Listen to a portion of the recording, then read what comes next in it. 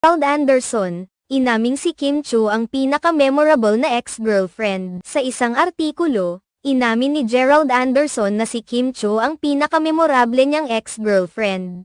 Nang tanungin siya ng mga press people kung sino ang pinakatumatak na ex-girlfriend niya sa industriya, walang pag-aatubiling sinagot ng aktor na si Kim Chiu ang pinakamahalagang babae sa kanyang buhay noong mga panahong iyon. Ayon kay Gerald Anderson, hindi niya malilimutan si Kim dahil siya ang isa sa mga unang naniwala at sumuporta sa kanya nang siya ay nagsisimula pa lamang sa showbiz. Binahagi rin niya na may mga mahahalagang alaala sila ni Kim Chiu na hanggang ngayon ay bumabalik-balik sa kanyang alaala. Isa sa mga bagay na hindi makakalimutan ni Gerald ay ang dedikasyon ni Kim sa kanyang propesyon bilang isang aktres.